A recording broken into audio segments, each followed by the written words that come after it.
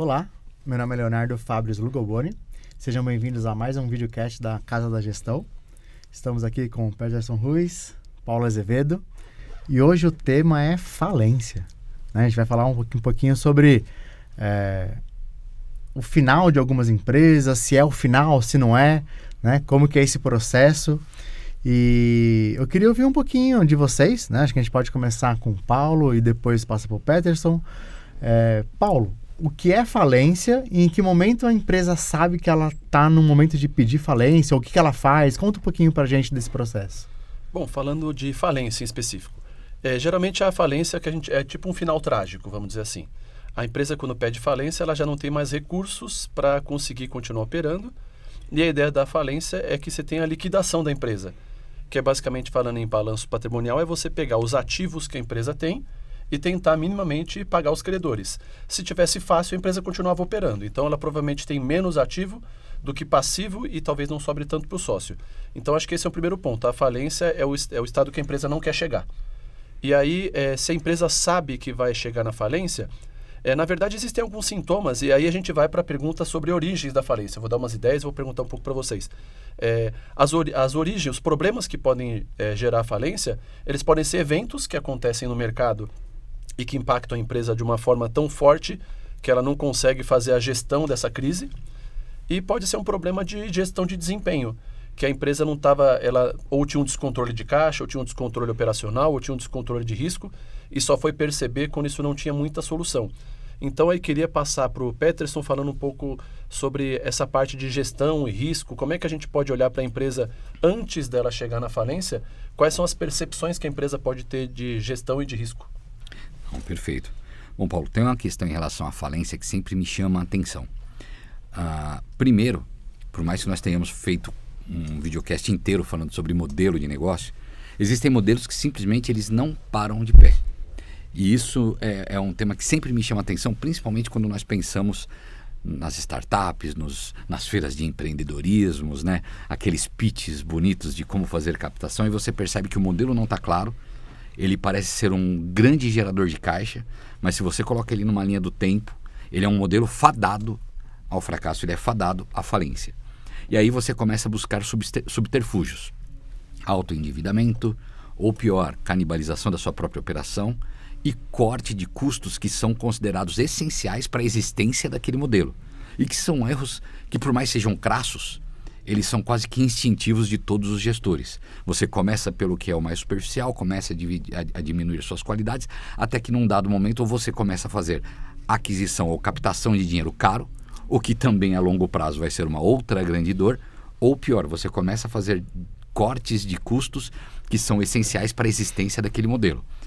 E o grande ponto ou melhor, acho que a grande leitura que todo gestor precisa fazer, e sei que estamos em algum momento nos repetindo em relação a outros vídeos que nós fizemos, é a clara compreensão do seu modelo e entender qual é o nível de resposta financeira e operacional que ele sempre vai te dar.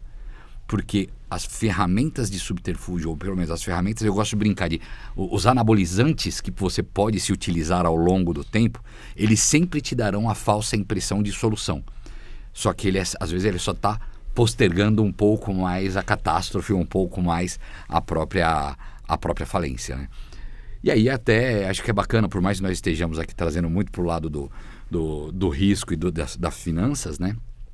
Eu queria muito ouvir assim, em termos de indicadores, Leonardo, quais são os indicadores que geralmente você gosta de trabalhar para que você tenha ele como indicador-chave da essência de existência, da capacidade de existência de um modelo?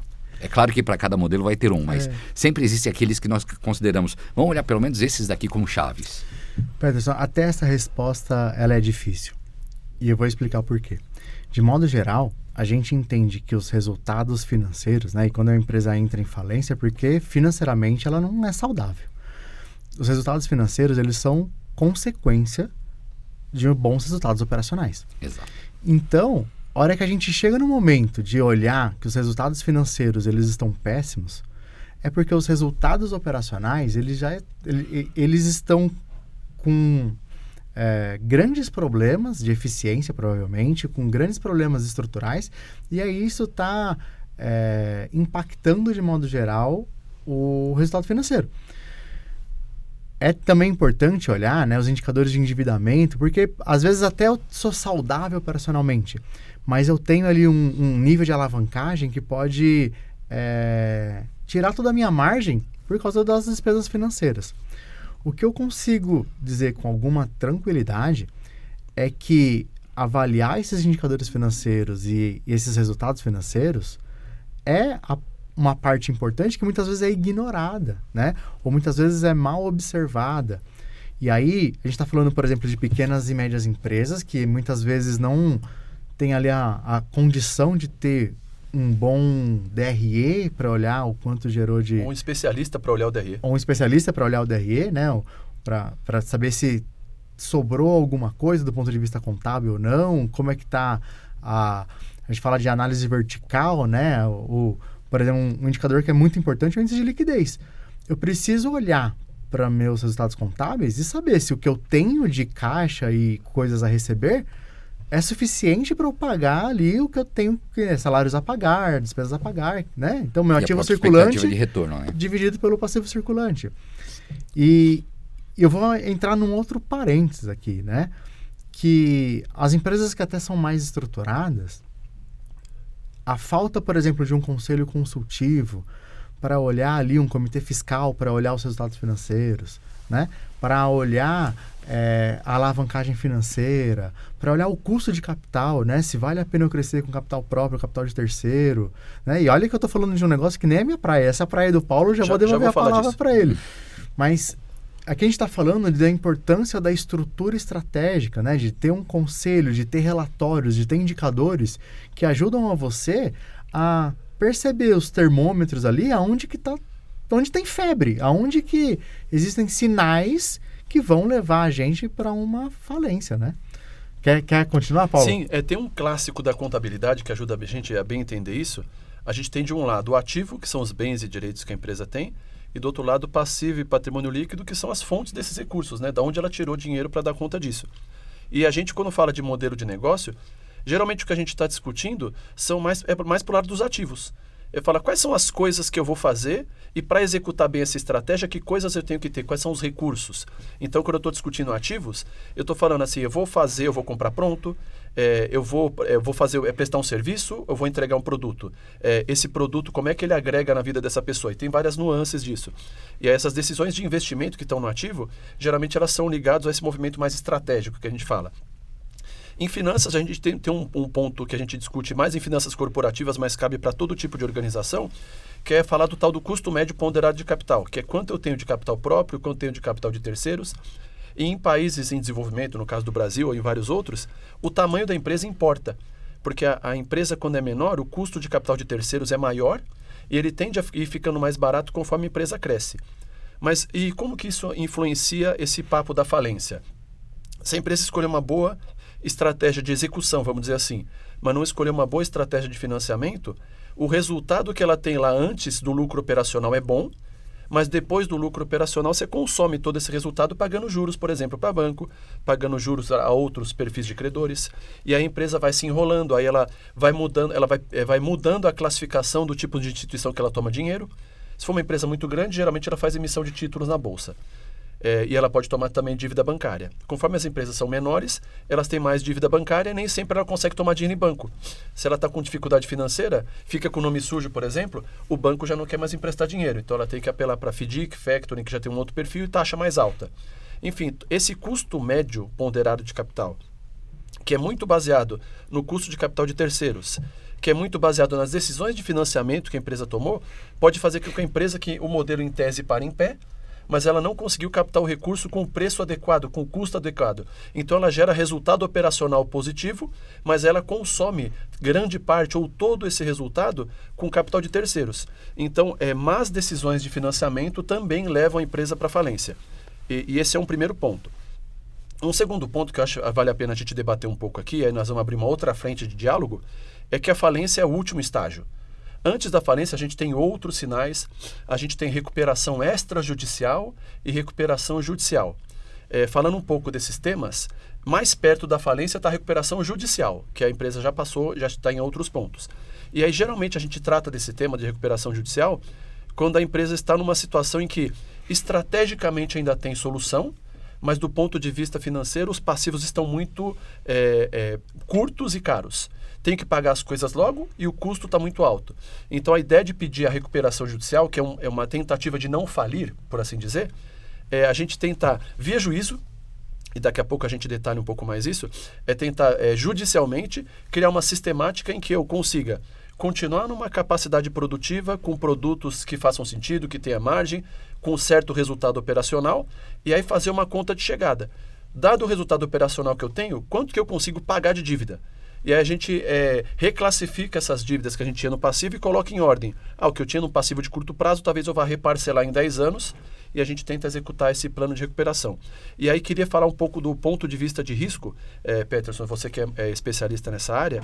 Quando a gente está falando, por exemplo, de uma empresa que tem uma boa estratégia e ela tem dificuldades na tomada de recursos, como é que você acha que a gente pode tentar antever esse processo de assumir mais risco ou menos risco por conta de financiamento ou por conta de outros riscos que a empresa tenha, para evitar ela chegar nesse ciclo que leva até a falência?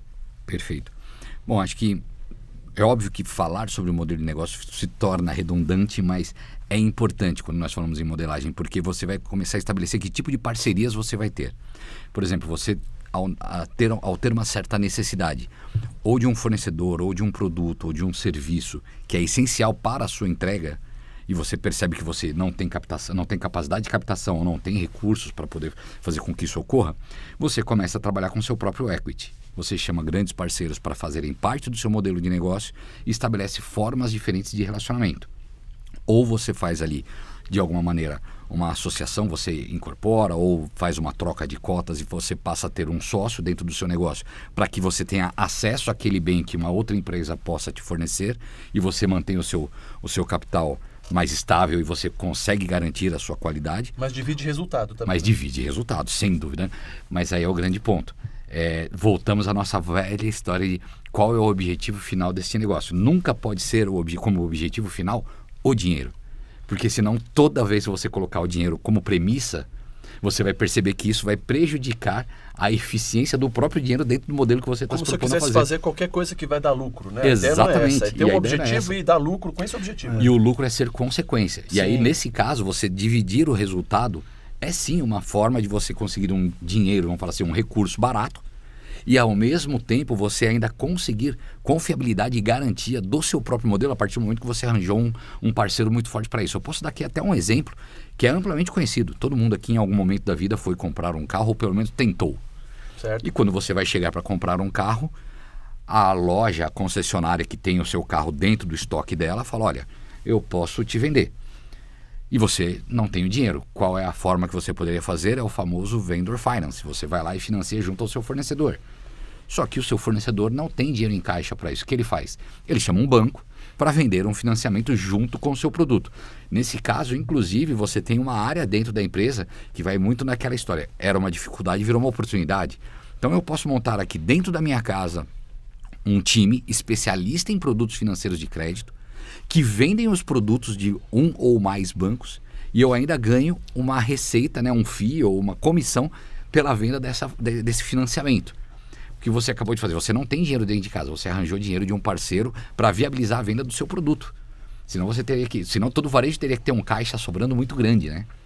Então, essa é uma forma clássica que nós temos aí de parceria. É óbvio que eu já peguei um modelo muito pronto. Existem formas mais simples.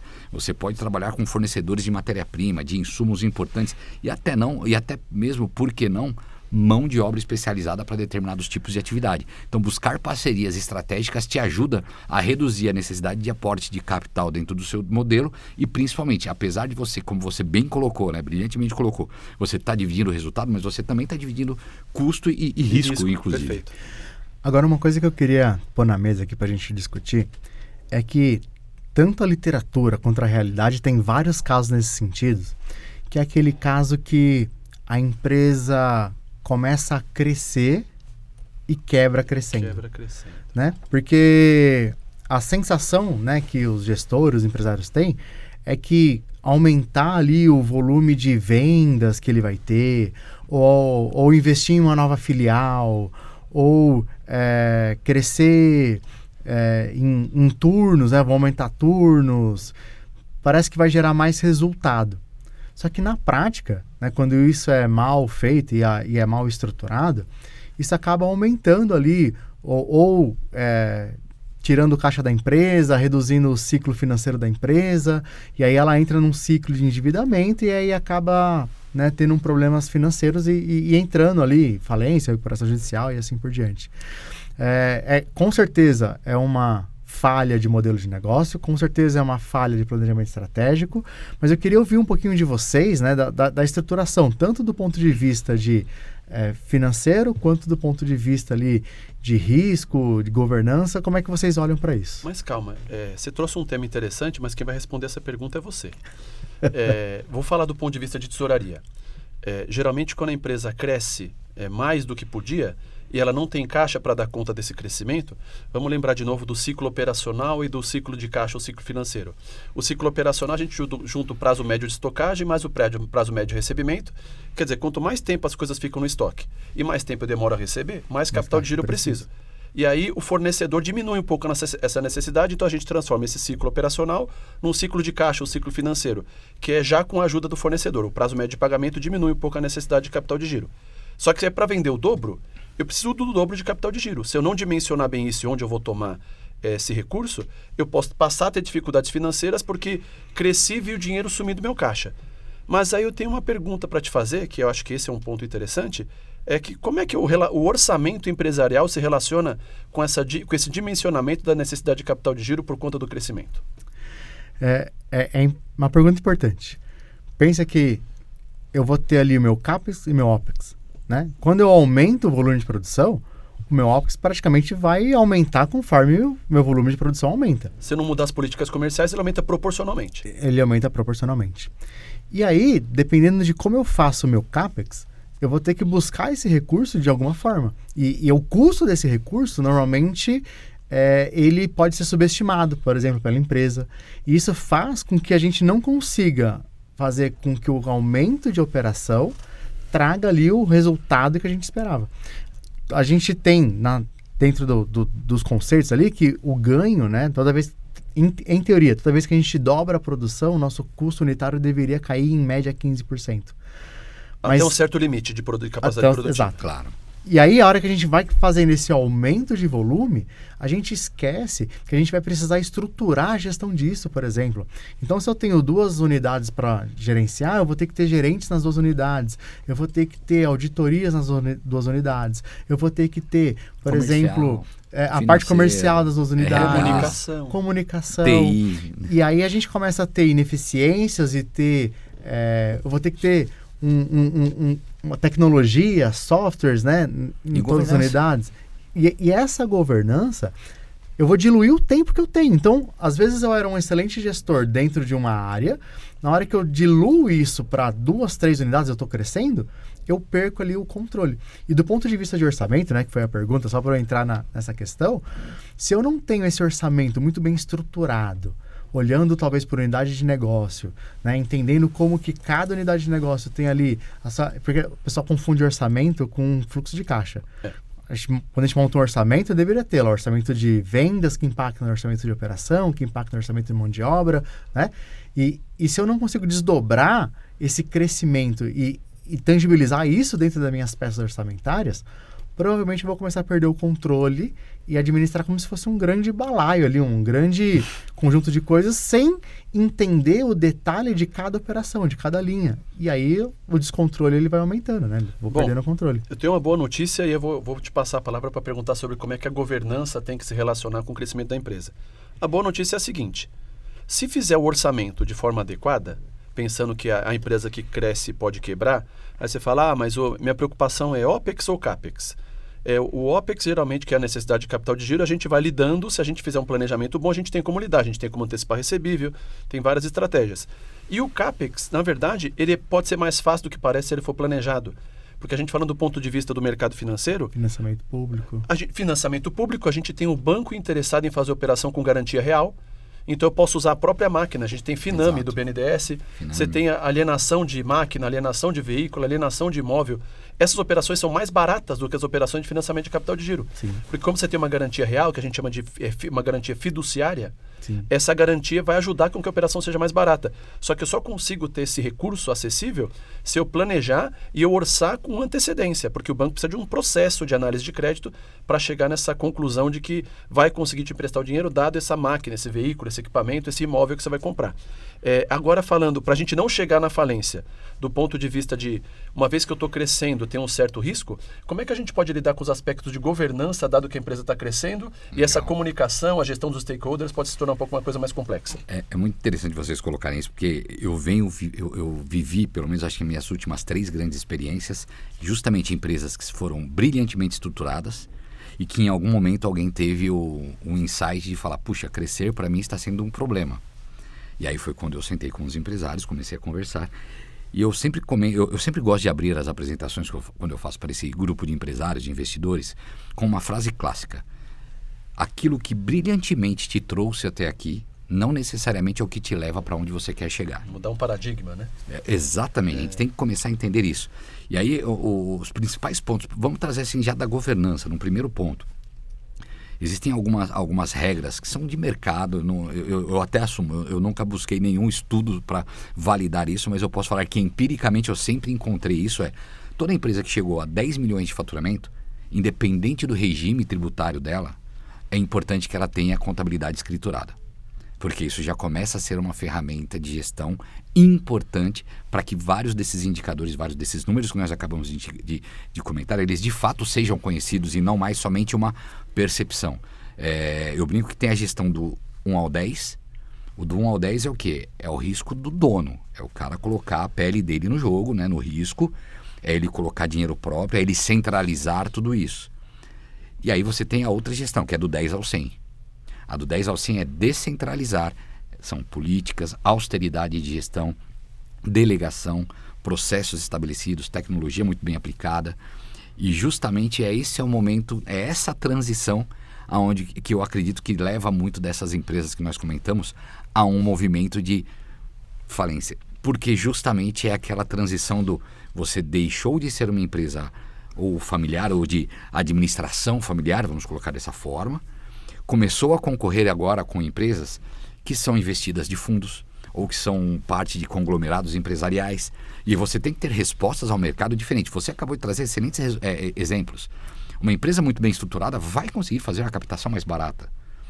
Então, se você é uma empresa que você está num caminho de crescimento e não compreendeu essa necessidade de alteração ou de evolução da sua governança, você vai continuar fazendo captação de dinheiro caro. Parceria com grandes fornecedores. Grandes empresas só vão vender para grandes empresas. Se você não for uma empresa muito bem estruturada, com seu volume de demanda muito bem estudado e avaliado, você vai continuar comprando da última ponta da cadeia de distribuição de um determinado produto em vez de ir direto no fabricante. E vai perder margem. E vai perder margem também.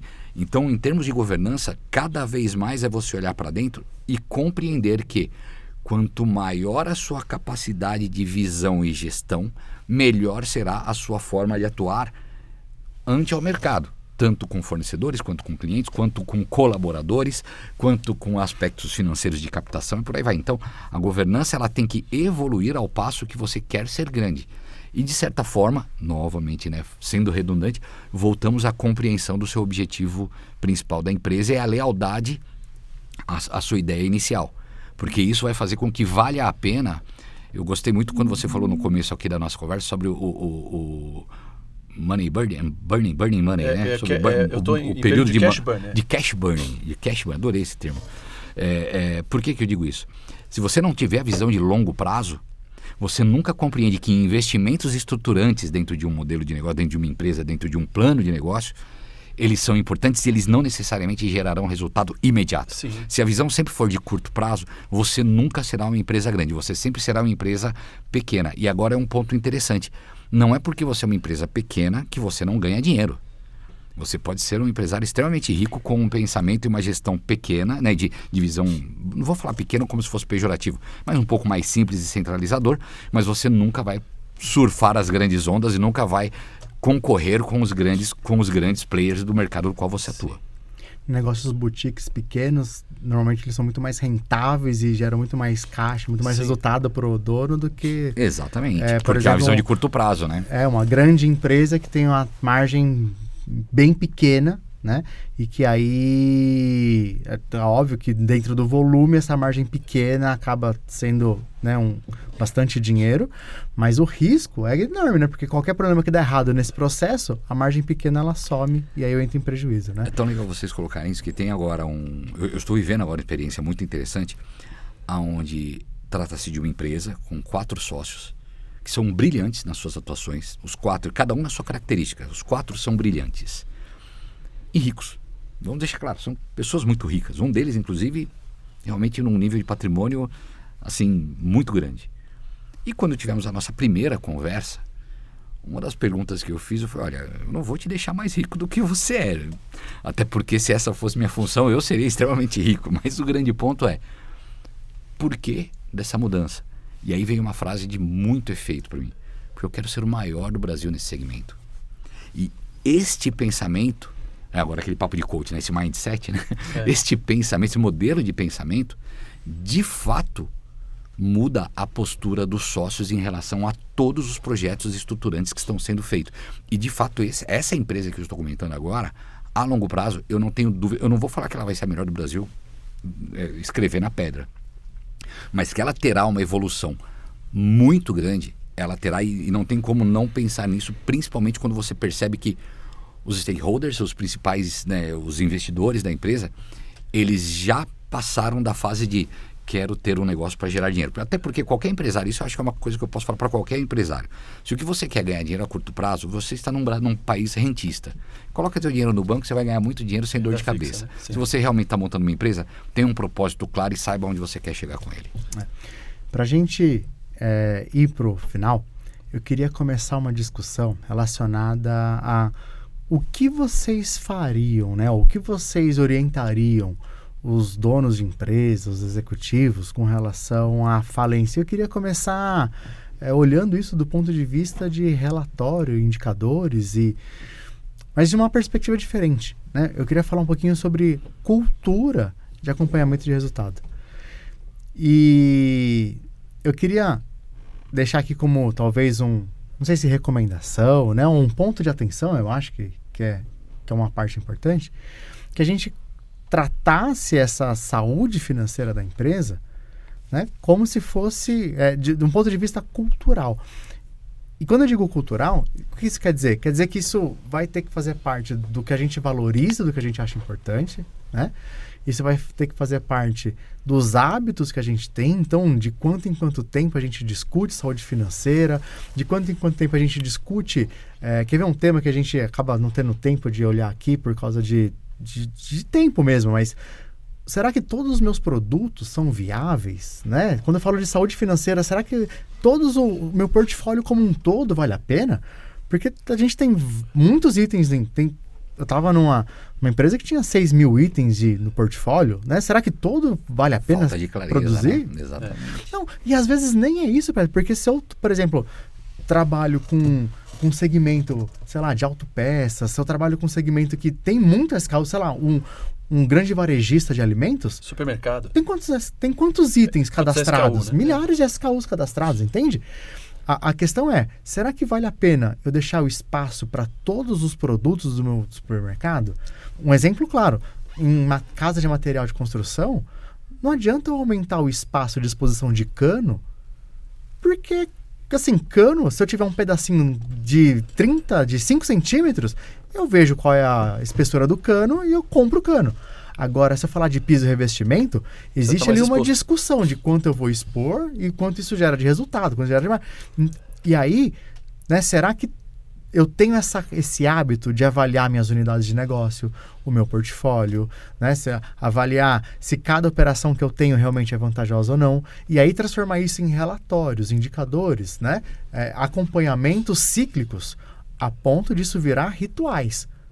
O que é um ritual? É diferente do hábito, porque o ritual tem simbolismo, né? Exato. A gente comemora o que deu certo, tem luto do que deu errado, a gente traz pessoas, aí quando eu digo pessoas, os funcionários, acionistas, para ver, para discutir, para entender o que está acontecendo. Então, é transformar esse acompanhamento da saúde financeira como algo cultural. e não procedimental, né? Tipo, somos obrigados a olhar... Prestação de contas. Né? Prestação de contas, e que aí acaba virando só mais um processo. Você sabe que tem um ponto interessante, já que a gente se propôs a começar o diálogo com falência, a falência é o último estágio, a empresa acabou. Antes da falência, existem uns estágios do ponto de vista financeiro que são oportunidades para, se você não tem um ritual claro, você criar esse ritual. Então, primeiro, a empresa vai ter dificuldade com margens ou alguma outra coisa, ou esse evento que vai fazer com que ela tenha dificuldade financeira. Aí a primeira coisa que acontece é ela piorar a sua qualidade de crédito. Ela começar a tomar crédito mais caro porque entrou numa dificuldade financeira. Aí os passos que tem antes da falência, primeiro, a gente tem o que a gente chama de recuperação extrajudicial. É a empresa chegando para os seus credores e falando, não consigo, me ajuda. O credor já vai olhar com certo ceticismo e falar, o gato subiu no telhado. Mas não ingressei com a ação na justiça, mas eu estou falando para você que do jeito que está eu não dou conta. Nesse momento eu posso revisitar o meu mix de produto, posso revisitar meu posicionamento, se eu já não tinha feito antes, eu posso revisitar. Se não teve a recuperação extrajudicial, ou se ela não deu certo, aí tem a recuperação judicial, que acontece o seguinte, você vai contratar um escritório de advocacia ou contabilidade, ou os dois, que vão fazer o processo, que é identificar qual é o novo modelo de negócio que vai ser apresentado em juízo para que isso seja apresentado aos credores. E nesse modelo a gente vai criar um espaço para ter produtos rentáveis, uma despesa menor e com o resultado parcelar esses caras. Nesse momento, obrigatoriamente, você se vê obrigado a revisitar o mix de portfólio. O que eu estou oferecendo, o que não, quais são os produtos mais rentáveis e tal. Então, se você não fez no amor antes, você vai fazer na dor depois. E aí, uma coisa que muita gente não sabe é que às vezes você pensa no plano de recuperação como uma coisa maravilhosa que vai resolver vários problemas. É normal que a diretoria da empresa seja destituída nessa época. Sim. Então, a família que toma conta da empresa nem sempre vai conseguir tomar da mesma forma. É uma coisa muito delicada a se tratar. Tem casos e casos, mas é normal que a diretoria seja destituída. E aí, você já está numa situação, está na UTI, por exemplo. Você pode sair da UTI e melhorar, ou você pode sair da UTI pelo motivo que a gente não quer. Então, aí executar o plano de recuperação bem executado para que a empresa de fato se recupere, ela vai ter uma oportunidade de revisitar esses tópicos, ou aí a empresa vai migrar da recuperação judicial para a falência, que vamos dividir o que sobrou entre os credores, colocando na ordem que eles têm de preferência de recebimento e tentando fazer sobrar alguma coisa para pagar os credores que a gente chama de quirografários, que estão no fim da fila, ou até mesmo os próprios sócios. Aí, falando um pouco sobre esse uso de indicadores, esses rituais. Peterson, como é que você acha que a gente pode avaliar os indicadores, principalmente os de risco e de governança, nesses rituais, e como é que a gente faz para que isso aconteça da melhor forma antes de chegar nesse cenário de recuperação extrajudicial ou judicial até mesmo uma falência? Acho que ritos de governança, Ritos né? de governança é o ritos nome de governança. técnico, né? Acho que o primeiro ponto voltando ao que você havia colocado, o processo de revisita, ele precisa ser muito bem estabelecido. Novamente, eu sei que a gente acaba sempre se repetindo, mas a clareza de objetivo vai sempre ajudar a ter também a clareza dos indicadores. Então você tem ali que entender quais são os seus produtos mais ou menos rentáveis, você entender qual era a expectativa que você tinha em cima de tudo que você criou lá no seu orçamento, e um acompanhamento regular, mas esse é o grande ponto, que ele não seja somente matemático, como a gente acabou, que ele não seja procedural. Na tesouraria a gente faz o orçado, realizado, discrepância e devolve, Justo, né? Mas não, ele tem que ser muito mais conceitual e inclusive considerando variáveis externas ao mercado. E só um parênteses, Berto, quando a gente tem uma estrutura de governança mínima, né, e tem lá, por exemplo, um conselho consultivo, é papel do conselho fazer isso. Mas quando não tem, os donos, né, os sócios, eles precisam ter essa disciplina de olhar para isso com frequência, né? É que aí tem um grande ponto, né? Independente de termos o conselho ou não, a pessoa à frente do business, ela precisa ter uma mente muito mais do que somente matemática, muito mais do que somente financeira e muito mais do que somente operacional. Ela realmente precisa ter a visão de longo prazo, porque a visão de longo prazo vai te tirar amarras de tomadas de decisões que eventualmente vão contra os dogmas que você criou lá no início da empresa. Essa questão dos indicadores, eu gosto muito de um exemplo. Quem gosta de esporte, quem gosta de surf, tem um surfista super conhecido, Kyle Slater, acho que na minha opinião, maior da história, ganhou pouca coisa, maior da história, né? E ele foi campeão, se não me engano, 11 vezes. Em uma dada entrevista, ele comentou que ele não era um decauno campeão. Decauno eu fui... Na verdade, sou eu quem estou falando. Eu fui descobrir que é um cara que é penta, hexa... Né? Então, o decauno é o cara que foi 11 vezes campeão.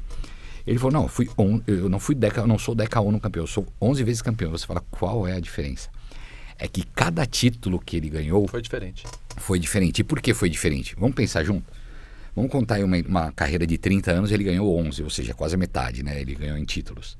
Mas ao longo de 30 anos, o corpo dele mudou, as marés mudaram, a tecnologia de fabricação de prancha mudou, as regras do jogo mudou, os concorrentes mudaram, os locais de competição mudaram.